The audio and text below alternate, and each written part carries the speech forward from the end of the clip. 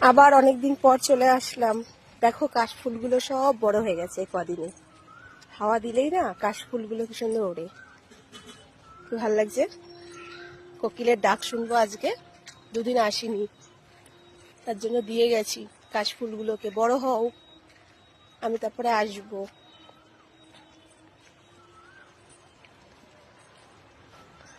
আমার ভালো লাগে, দেখো এই কদিন বলেইছি যে এই ভিডিও আসবে, কারণ হচ্ছে আমার খুব ভালো লাগে এই জায়গাটা। তোমাদের কেমন লাগে কিন্তু জানাবে। আর হচ্ছে আজকে প্রচন্ড গরম, প্রচন্ড গরম, রৌদ্র যেমন, কিন্তু হাওয়া দিচ্ছে খুব এখানে সুন্দর।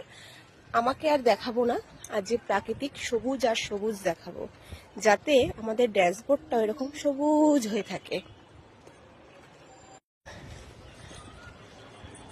এই ভেতরে কেউ থাকে না গো, ভেতরে এখন ফাঁকাই থাকে, কারণ এখন আর কোয়ার্টার নেই, আর ভেতরে কাউকে ঢুকতে দেয় না, বাইরের লোক অ্যালাউ করে না, শুধু স্কুল বাচ্চা আর গার্জেন ছাড়া।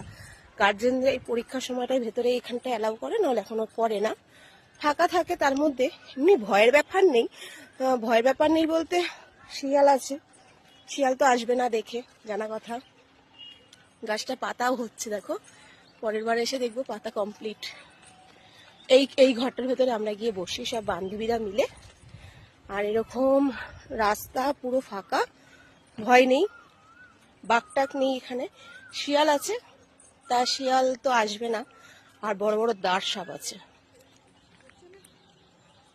বড় বড় দাঁড় সাপ আছে, এই মাথা থেকে ও মাথা দেখা যায় কোনো কোনো সময়।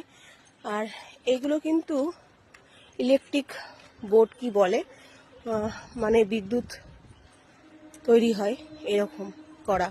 আর আগে এখানে সব কোয়ার্টার ছিল, আর এখন চারদিকে শুধু সবুজ আর সবুজ। তাই ভাবলাম যে এটাই একটু তোমাদের সাথে শেয়ার করি। আমার খুব ভালো লাগে জায়গাটা। জানি একই ভিডিও বারবার দেখছো, কিন্তু আমি তো আগেই বলেছি এ কটা দিন শুধু এই ভিডিও আসবে। তোমাদের কেমন লাগে সবাই বলবে।